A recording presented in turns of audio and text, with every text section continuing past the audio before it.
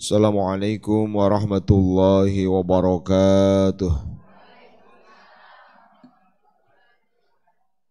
Alhamdulillahi rabbil alamin. Wa sallallahu wa sallam wa baraka ala sayyidina Muhammadin wa ala alihi wa azwajihi wa dhurriyyati wa sahabati ajma'in wa man tabi'ahum bi ihsanin ila yaumiddin amma ba'd.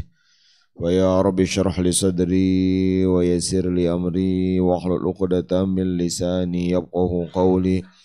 Allahumma ij'al jam'ana hadza jam'an marhuma wa tafarruqana min ba'dihi tafarruqan ma'suma wa la taj'al fina wa la man yasma'una wa la man hawalaina syaqiyya wa la mahruma.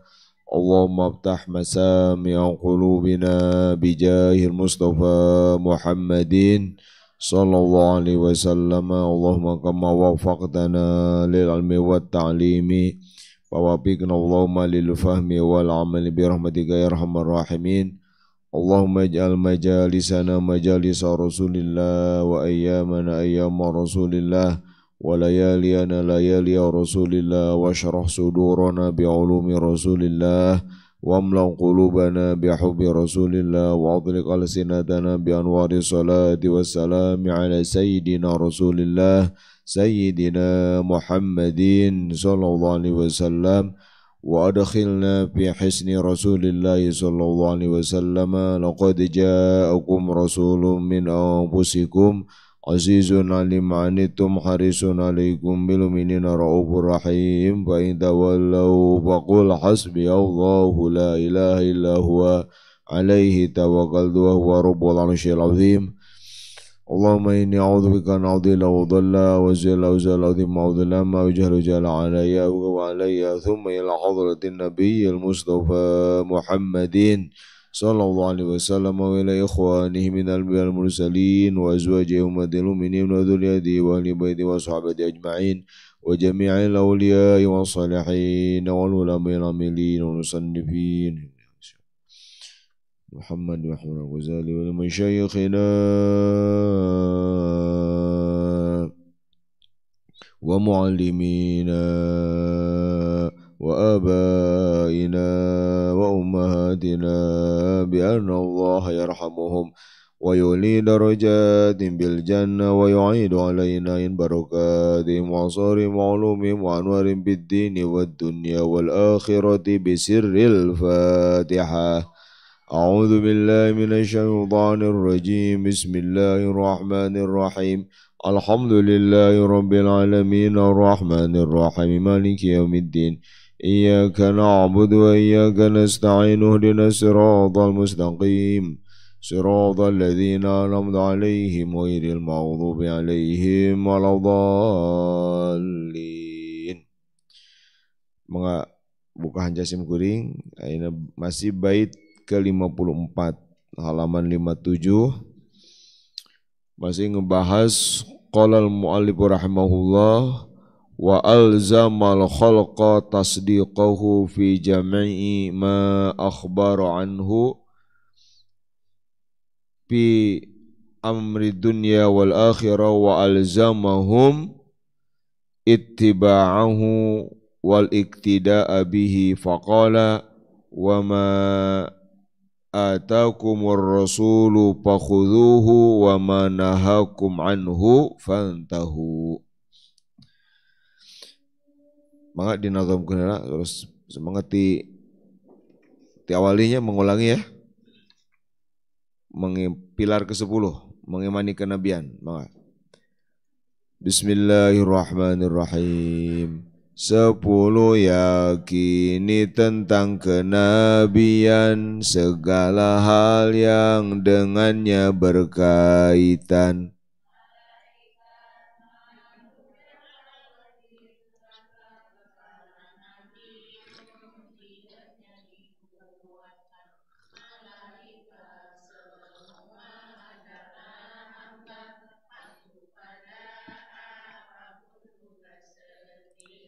Para nabi utusan maha kuasa lewat malaikat wahyu diterima. Quraisy yang ummi dia Muhammad, untuk seluruh bangsa di muka bumi, Arab, Ajam, Jin.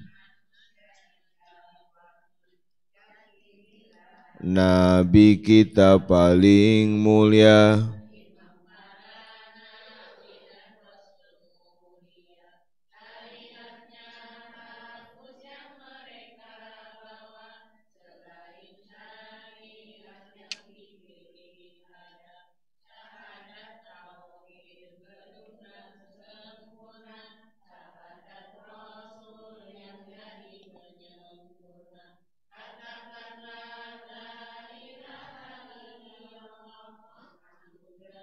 Muhammadur Rasulullah.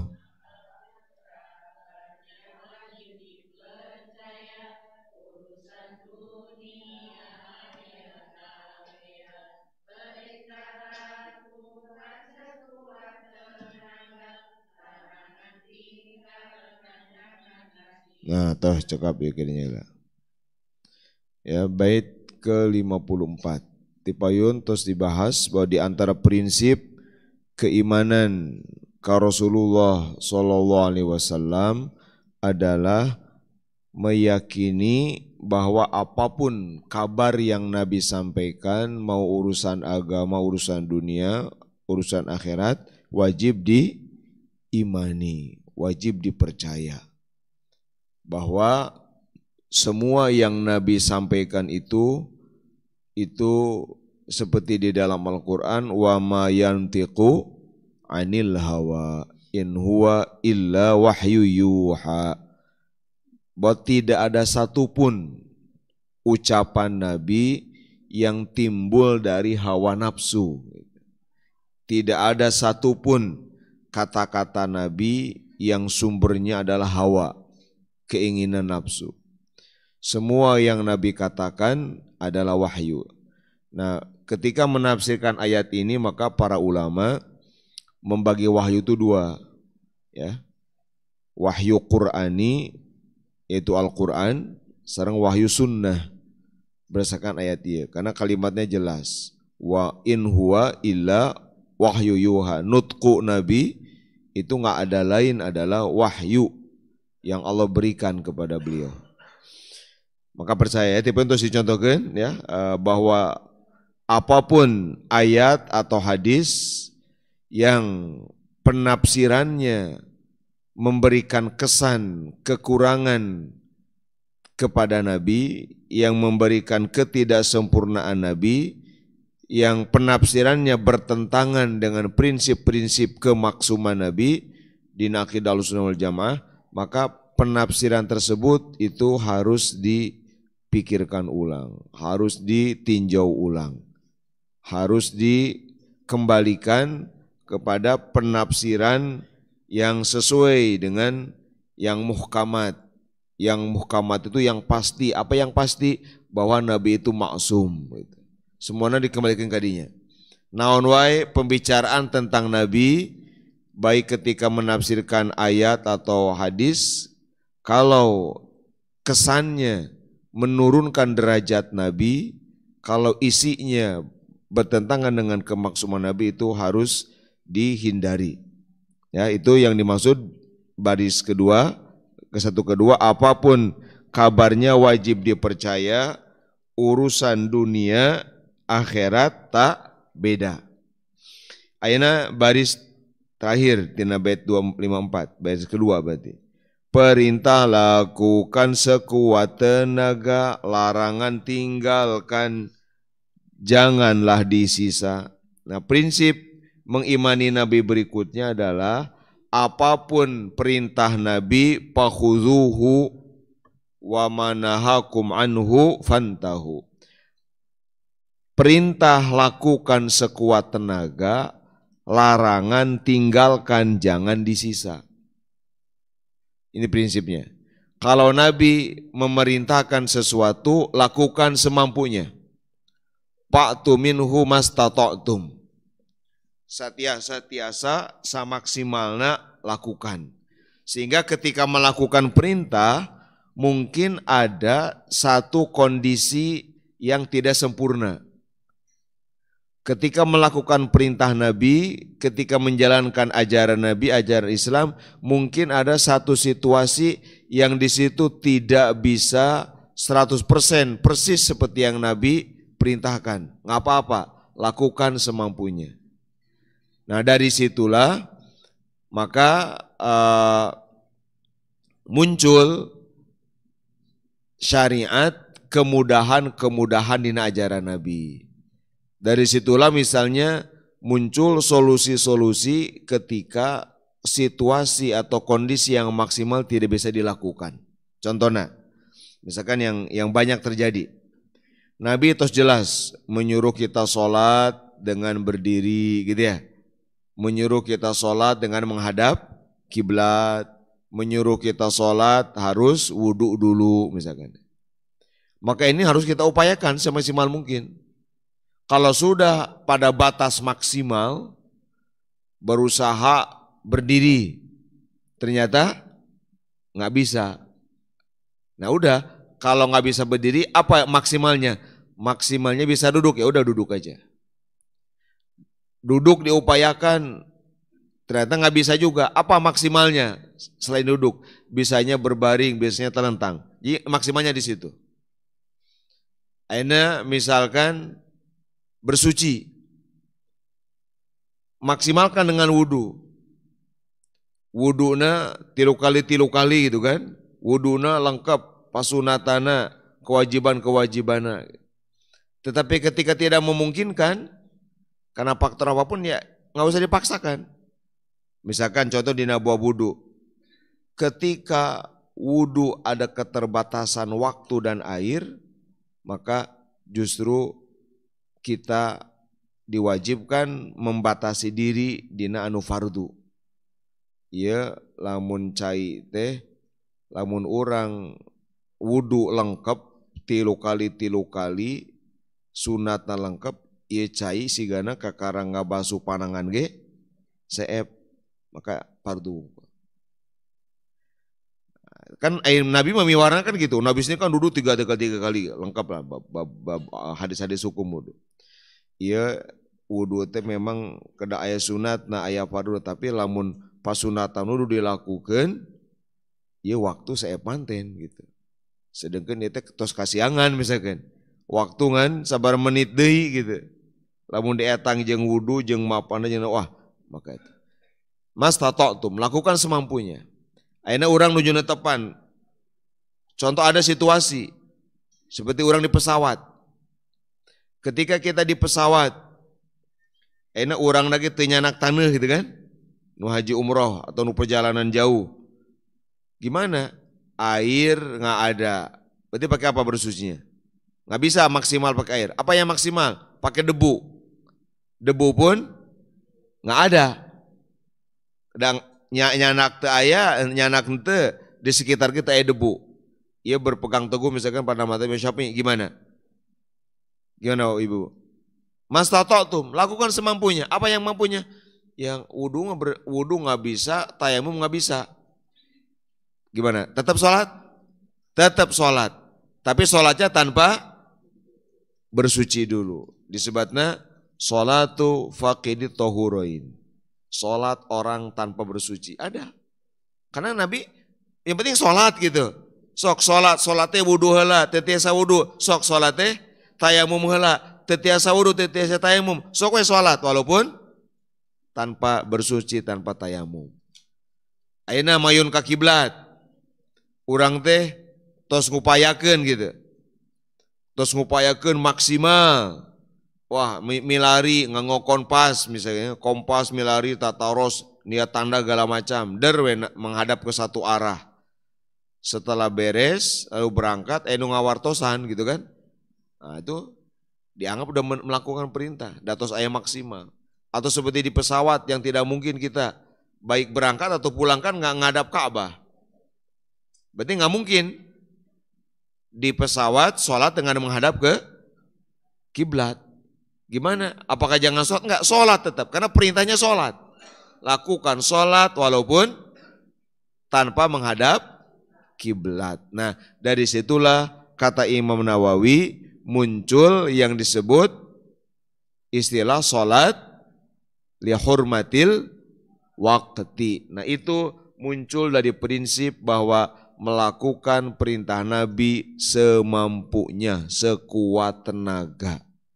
Baru mengatakan tidak teh kalau yang udah maksimal ulah nembe naon dicoba atau nembe ninggal situasi can mempelajari secara betul-betul terus nyimpulkan teu mungkin. Kalau udah betul dipelajari dan itu tidak mungkin baru lakukan sekuat tenaga. Kumaha untungna Bapak Ibu anu kitu punten. Aya jalmi salat nama salat tapi tanpa wudu, tanpa bersuci, salat nama salat tapi tanpa menghadap kiblat dalam kondisi sudah sekuat tenaga diupayakan tadi Kak. Tapi nggak mungkin tapi tetap salat. Apa yang terjadi? Secara fikih salatnya tidak memenuhi syarat, tetapi secara prinsip ketaatan kepada Nabi dia sudah maksimal. Seandainya dia maut wafat sebelum dia mengqadha sholat itu, dia dianggap sudah imtisal, dianggap sudah melakukan perintah sholat, mawal dihisab beda te sholat. Ini untungnya karena sudah melakukan perintah sekuat tenaga. Nawawi kunaon dina prinsip melakukan perintah seperti bab sholat paling utama itu tidak ada alasan apapun untuk meninggalkan sholat, nggak ada. Nggak ada alasan waktu, nggak ada alasan pakaian, nggak ada alasan. Nah terutama kangge mundur jamaah orang mantunya kerawanan jamaah masyarakat ketika bepergian jauh sok aya kesan menyepelekan sholat. Terus didugikan ti payun hati-hati bahwa kalau kita menyengaja mengqadha sholat itu sama dengan sengaja tarkus sholat, itu dosa besar. Sengaja ngodoan sholat angkewe misalkan, menuju perjalanan jauh. Ayo Bapak Ibu netepan heula.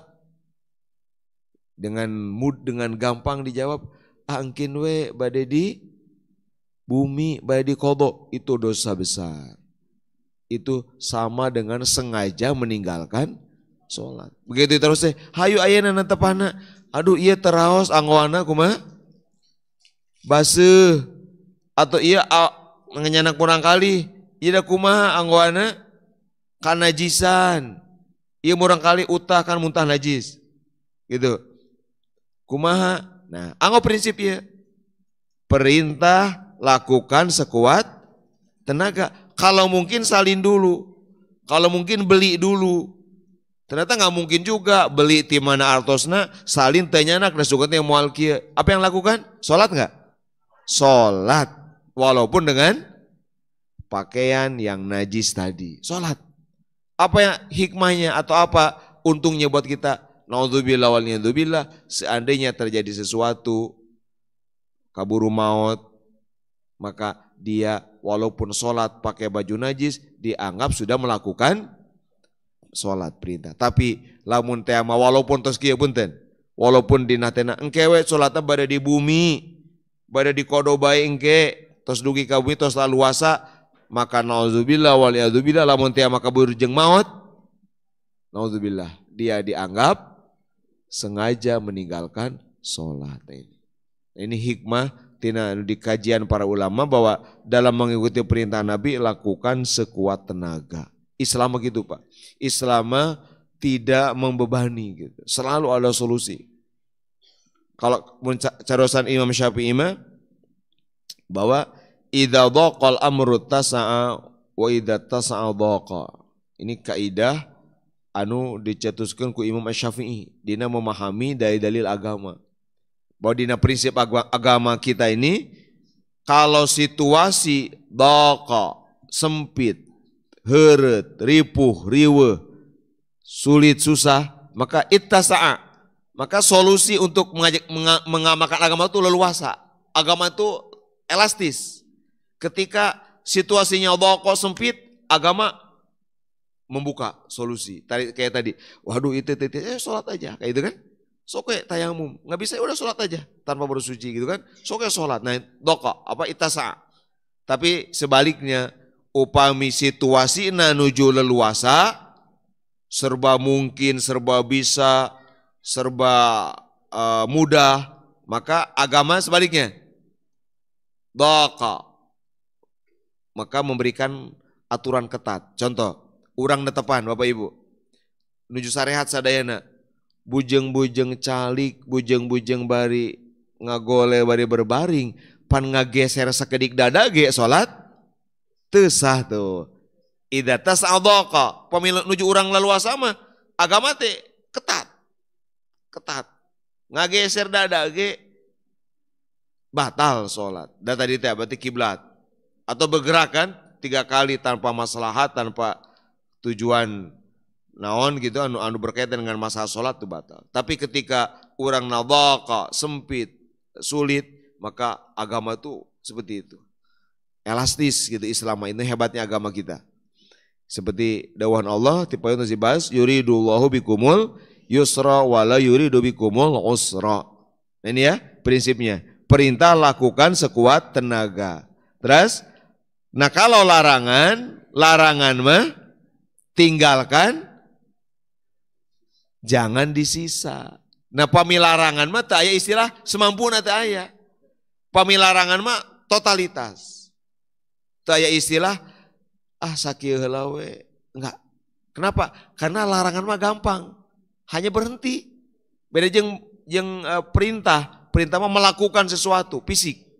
Tapi kalau larangan cuma dia. Contoh, punten Bapak Ibu. Misalkan jangan ghibah. Gimana praktek jangan ghibah? Kan tinggal diam gitu kan. Tinggal diam aja. Tuh apa sulitnya? Kan tinggal diam.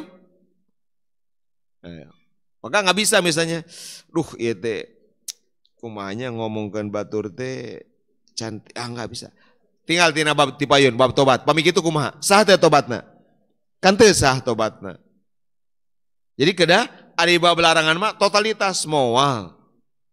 Ya. Pami Rasul ngalarang anu besar-besar, ngalarang khamar, ngalarang perzinahan, ngalarang sagarupinya, ngalarang anu berkaitan dengan maksiat mata, telinga, tangan segala macam, maka pilihannya hindari, jauhi, jangan disisa. Harus berniat totalitas menghindari. Ketika terjadi, tinggal di nama tobat Payun, ketika itu terjadi, udang terjerumus melakukan, maka syarat tobat harus nadam, harus ikhla, harus menyesal, dan harus berhenti seketika, dan harus azam tidak akan mengulangi. Kan itu. Adapun nanti terjadi, itu urusan lain. Tapi ketika itu terjadi pelanggaran terhadap larangan Nabi, maka kita harus 100% mengatakan azam saya tidak akan. Misalkan orang emut ayeuna ya, di detik ini emut ngomongkeun batur, emut naon we? Kedah kieu kalimatna moal menyesal nggak akan. Bahwa kemudian di masa depan gitu ya, apakah dalam hitungan jam atau hari terjadi itu lain urusan. Pokoknya mah ketika taubat harus ikhla, harus mencabut, berhenti seketika dan bertekad tidak akan mengulang. Upami misalkan istighfar bari dina hatena itu dukanya mampu mual gitu. Atau gimana ya, tinggalkan jangan, kayaknya masih seneng, masih suka, maka teu sah tobatna. Ya urang mah kejar saheula we tobatnya gitu dengan cara itu. Gitu larangan. Larangan tadi yang berkaitan dengan mata, telinga, lidah dan segala macam, maka itu tinggalkan, jangan disisa. Karena dina Qur'annya kayak gitu, fantahu pami amar ma aya kalimat mastata'tum, pami amar mah amar perintah mah, pami nahi mah larangan teu aya. Berarti mutlak, berarti apapun situasi harus tinggalkan. Dan insya Allah itu mudah. Insya Allah mudah. Ya. Lebih mudah meninggalkan perintah, larangan sebetulnya daripada melakukan perintah. Karena untuk kadang di dalam banyak hal untuk meninggalkan larangan mah cukup dengan diam saja. Ya seperti kia, tong ningali nu haram, gimana? Ketika tunggul, ini kieu we. Tuh kan. Enggak berat aktivitasnya. Gitu kan. Tong ngadangukeun simple. Jadi kalau ada aturan di sini begini jangan dianggap nah hanya ari kana perintah mah boleh semampunya, kalau larangan mah harus totalitas. Karena memang begitu, mudahnya memang begitu. Justru agama lamun dibalikin malah apa? Tidak adil, tidak bijak. Perintah lakukan jangan disisa, harus kalau kata Nabi A harus A, nggak ada solusi. Wah, itu berat. Kayak tadi gampangnya bab sholat. Coba kalau letter luck gitu ya, harus berdiri. Ya kumaha geus pogo jalmina teu tiasa berdiri gitu kan. Puasa harus gimana, zakat, haji segala macam. Wah. Nah, ini adalah wujud dari kemudahan syariat Islam disebutkan ke Imam Ghazali gitu. Jadi wa alzamahum ittiba'ahu wal iktida'a bihi. Terus bait ke 55. Patuhi taat dan cinta kepada Nabi, cinta juga semua zuriat Nabi.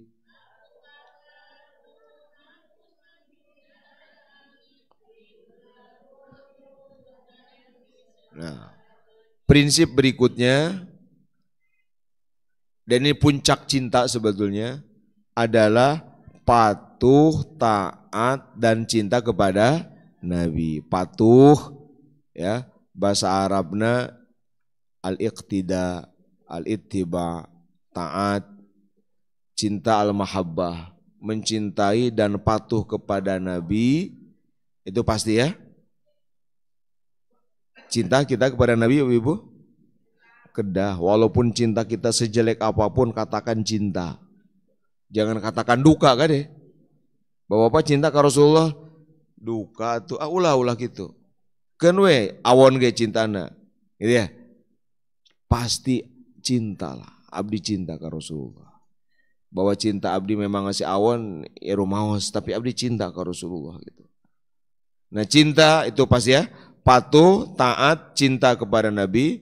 Upamisor Imam Al-Qadhi Iyad itu sebetulnya tahapan itu 4 ya.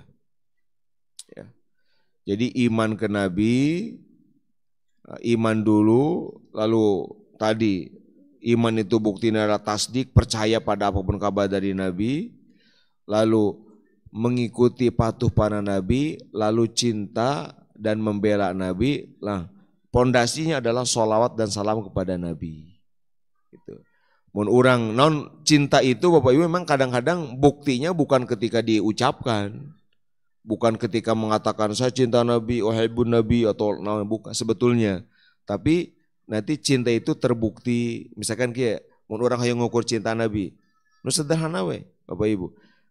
Bisa orang hayang ngoreksi, ngevaluasi. Saya sih secinta apa kepada Nabi itu? Gampang, ukuran-ukuran misalkan setersentuh apa ketika nama Nabi disebut gitu. Apakah setiap kali mendengar nama Nabi, Kanjeng Nabi Muhammad plak, insya Allah ayah, berarti radar cintana ayah. Tapi lamun ngadangu disebat Nabi teh, ya damang we. Teu aya beda aja ngadangu disebatkan Jokowi misalkan. Kanjeng Nabi Muhammad SAW, Presiden Jokowi, Gubernur siapa, Bupati siapa. Lamun sami respon hati orang, nah berarti maaf, nah, ada hal yang salah.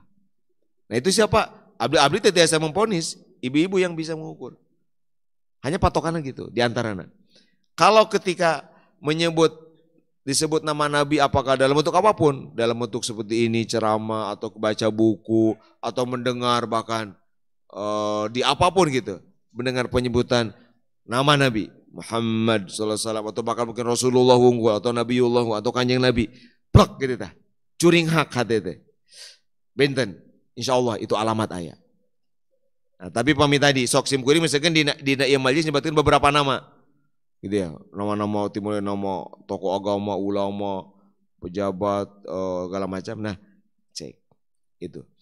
Yang kedua, seterdorong apa kita menyebut nama Nabi secara dalam bentuk zikir. Aya teu dorongan eta. Aya teu dorongan sholawat, dorongan salam. Itu bukti cinta. Pami urang teu aya, biasa-biasa, tidak pernah meluangkan waktu, nggak ada. Gitu. Mu'adz bin Jabal itu pernah bertanya ke Rasulullah, ya Rasulullah, berapa banyak waktu yang harus saya luangkan untukmu, untuk bersalawat ke Nabi. Gitu. Rasulullah, ya terserah kamu maunya segimana. Suruh Mu'adz bin Jabal, ya Rasul, bagaimana kalau 1/4 waktu aja? Pokoknya 1/4 waktu saya untuk sholawat kepadamu. Gitu. Kata Rasul, ya bagus, gak apa-apa. Tapi kalau lebih banyak, lebih bagus lagi. Suruh Mu'adz bin Jabal teh, ya Rasul, kalau gitu aku mau jadiin setengah aja. Setengah waktuku untuk sholawat kepadamu. Mengingatmu. Kata Rasul, ya bagus. Tapi kalau lebih banyak, lebih bagus lagi. Ya Rasul, kalau gitu aku terus lihat bagaimana Rasul mendidik sahabat. Kata Mu'adz bin Jabal, ya kalau gitu 2/3 lah. Pokoknya 2/3 dari waktu-waktu luangku aku pakai untuk sholawat kepadamu. 2/3. Kata Rasul, ya bagus. Bagus. Tapi kalau kamu apa? Nama lagi lebih bagus. Apa kata Mu'adz? Rasul, kalau begitu seluruh waktuku aku pakai untukmu. Untuk sholawat. Apa kata Rasul? Idzan tukfahammu waktu padamu. Nah kalau begitu maka seluruh keinginan, kepentinganmu terpenuhi, seluruh dosamu diampuni. Nah ini. Mu'adz bin Jabal. Diijazahkan gitu ke Rasulullah. Nah dia bilang, poinnya itu cinta. Ada enggak? Gitu. Orang niat kertek, dalam sehari begitu. Orang atuh tong 1/4-nya. 1/4 jam paling orang. Bukan 1/4 hari gitu ya. Meluangkan, aku ingin dalam waktuku ada yang khusus untuk engkau ya Rasulullah. Nah maka dilatih. Nah, ada enggak yang enggak tahu? Tergantung magnetnya. Kalau di hati Bapak Ibu ada magnet cinta Rasul, magnet mahabbah, magnet induk pasti nyambung. Plak. Dari tisawe, pada tisim kuring, pada tisawe nggak ada ngono, tapi kalau ada magnet akan bekerja. Magnet cintanya. Seperti utara sakit itu kan gitu magnet ya. Rok, pasti gitu. Tapi nyalamun temunya antara diem atau malah sebaliknya. Nggak bisa dipaksakan. Nah itu cara kita menguji gitu. Ini sedang cara kita mengevaluasi diri menguji. Apa berikutnya? Cinta itu gimana? Cinta itu seterdorong apa melakukan sesuatu karena tahu itu dicontohkan Rasul. Misalkan gini. Contoh Bapak Ibu. Mun bade kulem kan sunnah Rasul kumaha? Abdas heula kan? Abdasnya ke abdas seperti bade salat. Tinggal bade kulem sanes abdas asal-asalan. Wudu akal di sholat. Jadi bukan berpikir ada ieu marek naon? Bade mau tidur inilah ala kadarnya wudu gue. Enggak, kata Nabi, wudu akal di sholat. Seperti wudu untuk sholat. Nah misalkan gini, apa tuh cinta? Cinta tuh begini, ketika kita melangkahkan kaki, ya bab di jamban dehnya, ada nggak dorongan?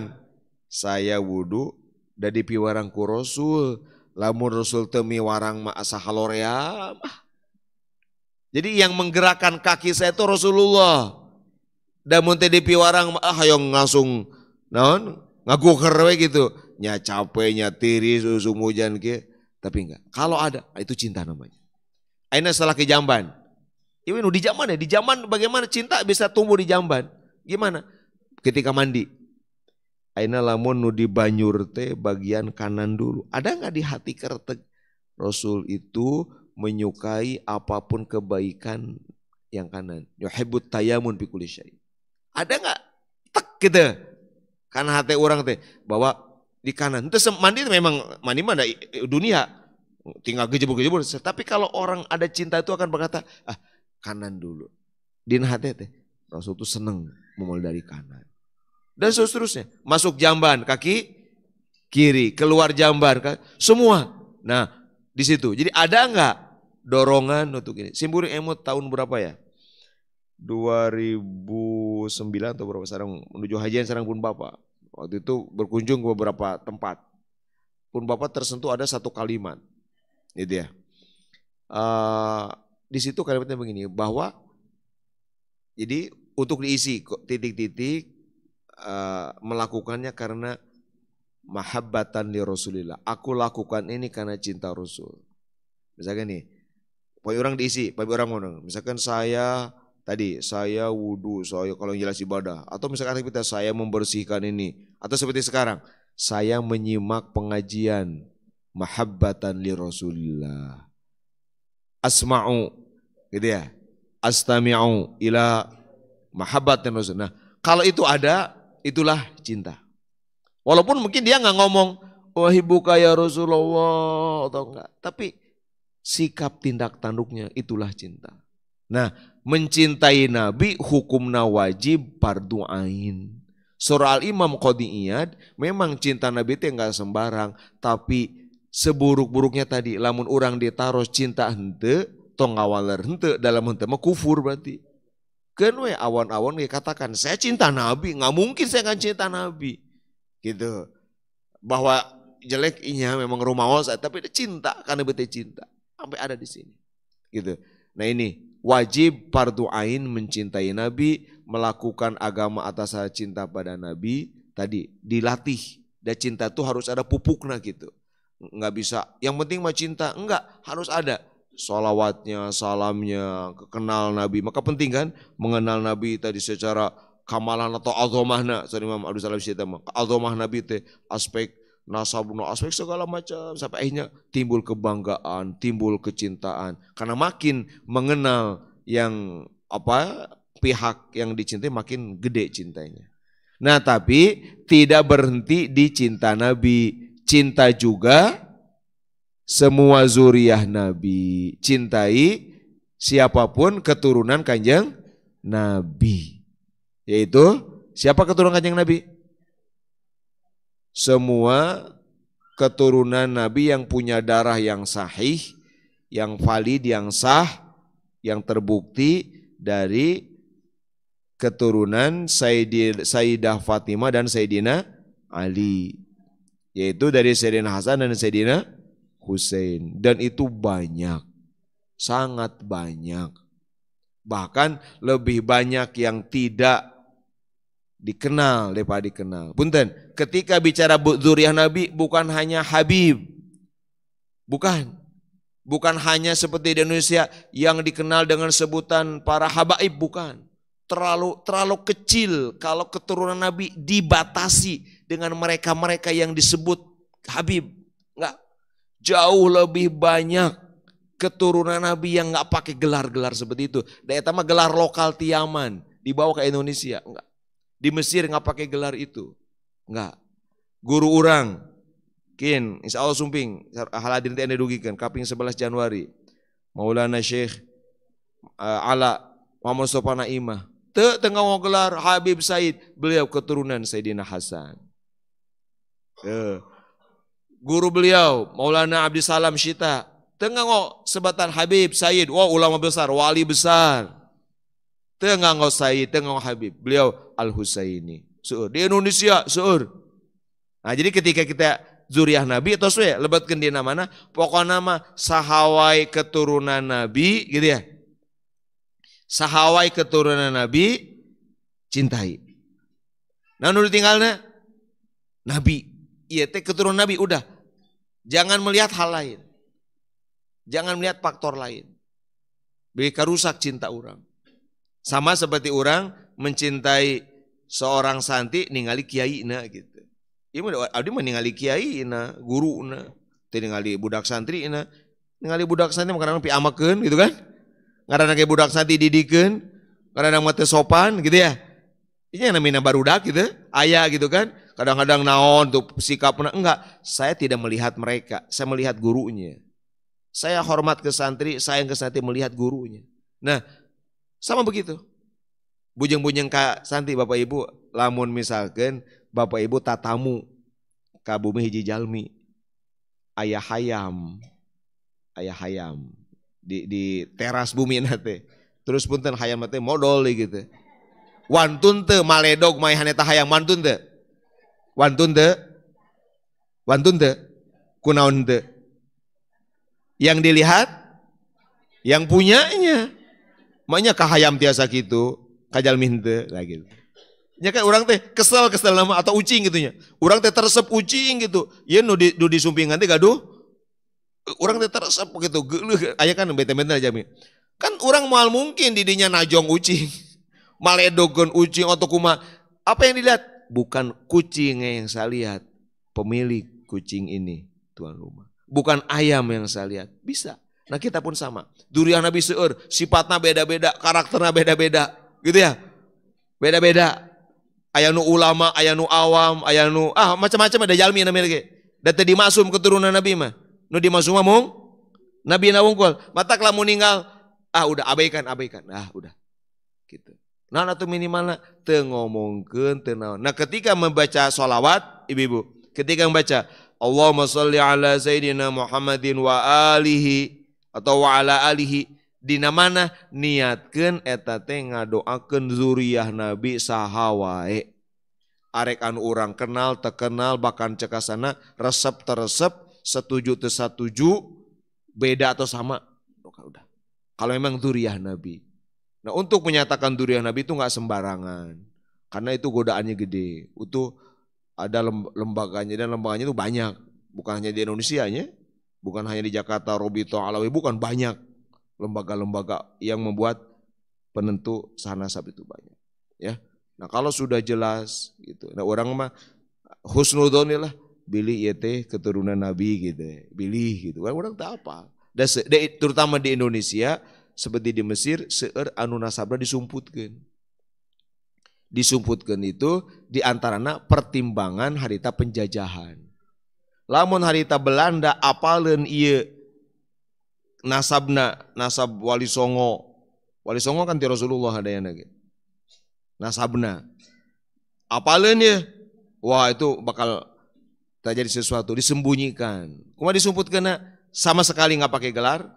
Atau pakai gelar-gelar lokal itu. Ya, pesantren-pesantren di Indonesia itu hampir gitu, hampir itu punya nasab yang disembunyikan, gitu. Itu dibuka-buka, itu didikan ketawaduan ti para ulama. Sebab lamun ti kecil tos serang nasab itu rawan karena sombongna. Matak seueur di urang nasabna mulia gitu, perilaku nama durjana gitu. Aya nu kitu nggak bisa dipungkiri. Nah tapi urang mah kembali ka dia, pokona sahawai dzurriyyah Nabi gitu ya Bapak Ibu ya, sahawai dzurriyyah Nabi itu wajib dicintai. Kenapa kita mencintainya? Melihat hubungannya dengan Nabi. Bujang-bujang dzurriyyah Nabi. Bapak Ibu dzurriyyah Nabi sanes? Bapak Ibu, dzurriyyah Nabi sanes? Ya duka gitunya. Bisi dzurriyyah tapi duka bae nya. Da terang nasabna atuh ditaros keur teh nyebatkeun meureunna. Abdi dzurriyyah Nabi nya mah we hak anjeun ngaku eta mah. Kitu urusan anjeun jeung Allah tah urang teu tiasa nolak-nolak batur kikituan. Misalkan, maaf Ustaz, saya ini keturunan Nabi. Ya mangga. Alhamdulillah kalau Anda keturunan Nabi ya saya senang aja. Alhamdulillah itu nikmat besar. Ulah cara naon? Tong ngaku-ngaku gitu. Punya hidungna pesek keturunan Nabi. Enggak. Kedurian Nabi itu bukan urusan hidung, bukan urusan kulit, bukan urusan postur, bukan urusan darah. Pilih gitunya. Cenah ieu mah keturunan Nabi teh. Hidung, pesek, pendek. Nah, bukan ukuran. Gitu ya. Bapak Ibu, Syekh Abdul Qadir Jailani, dzurriyyah Nabi sanes? Dzurriyyah Nabi, bahkan ti 2 garis. Pernah teu nyebat beliau Habib? Pernah teu? Pernah teu nyebat beliau Sayyid? Henteu, naon nyebatna? Syekh Abdul sakitu we nyebatna bahkan teu arapal di sana mah. Itulah contoh. Nasab mulia, tapi orang kenal beliau bukan karena nasab dulu kan, karena ilmunya dulu, karena kewaliannya dulu. Belakangan apal nasab nu kakara ayeuna, oh geuningan eta teh siapa? Al Hasani, dari Sayyidina Hasan. Si Abdul Qadir Jailani. Tinggal ada keturunan si Abdul Qadir Jailani namina ada satu leluhur beliau itu kulitna tuh hidung negro kulitna. Eta mah benten nyalira. Aya leluhur beliau nu kitu. Ya keturunan Nabi. Sampai ku ibuna teh gitu, orang-orang mengejekmu karena hitam, tapi orang-orang iri pada kemuliaan nasabmu sur ibuna teh. Keun we ngahina pada hidung tapi salirikeun gitu karena nasab anjeun gitu. Tuh jadi ada teh eta teh caket kene. Komo ayeuna wah gitu kan. Tos nama nagen berkembang gitu. Sab lamun nasab diukur ku irung mancung, awak jangkung, meureunna atuh artis Hollywood Bollywood lebih pantas jadi keturunan Nabi atuh meureunna. Artis-artis barat teh lebih cocok kita jadi keturunan Nabi tah. Sakitu marancungna, jarangkungna gitu kan. Enggak, bukan urusan itu. Nah pokoknya iya be, urang milih nu tos terang husnudzon, nu terang urang sami kitu. Pokoknya siapapun keturunan Nabi tos cinta. Cinta teh kitu tos parakeutkeun lah.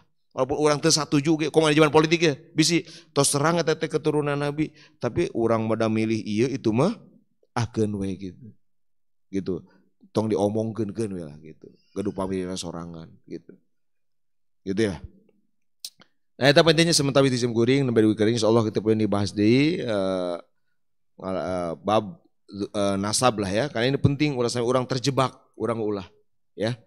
Kan memang di bab nasab mah aduh bab hasudna tinggi gitu. Karena nasab ini bisa dijadikan berbagai macam nih keuntungan duniawi. Baik urang mah saya terang we lah daripada terang pisomongeun mah gitu nya. Gitu nasab urang gitu. Dan memang itu enggak sembarangan. Kita mengaku-ngaku nasab dosa besar.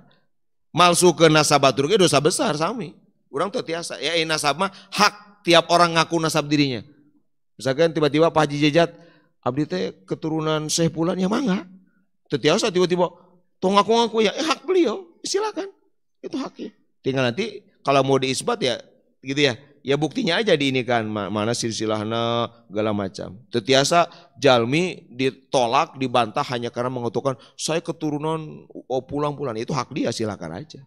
Tinggal nanti urusan dia sama Gusti Allah Subhanahu wa taala. Sakitu nu kapihatur hadani Allah wa ijma'in wa rahimakumullah. Wallahu muwaffiq ila aqwamit thoriq. Wassalamualaikum warahmatullahi wabarakatuh.